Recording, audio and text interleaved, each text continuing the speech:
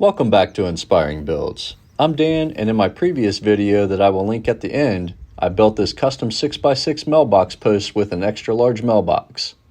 The modern floating numbers arrived after the build, and in this video I'm going to show you how to easily install them, as well as provide a link below to purchase them. Most importantly, do not throw away the packaging, as the mounting template is needed on the back. Each number comes with a pack of hardware that includes the threaded rod, spacers, and anchors. For the first step, use painter's tape and tape on the mounting templates for your desired layout. Next, take the threaded rods included in the hardware package and hand tighten the flat end of the threaded rod all the way in. This is a good time to test that the threaded rods align with the holes on the mounting template.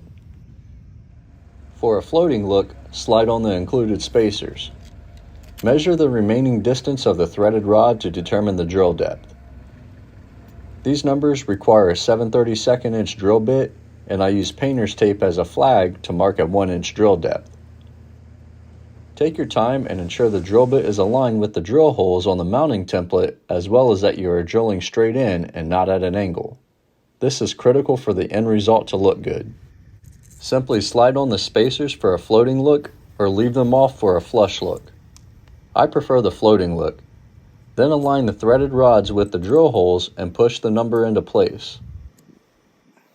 Use a rubber mallet to secure the numbers by tapping around the number, driving in each threaded rod a little at a time.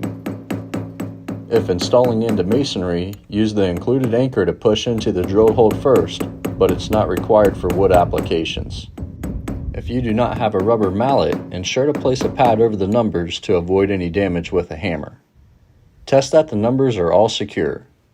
If you found this helpful, please subscribe to the channel and don't forget to check out the custom mailbox build.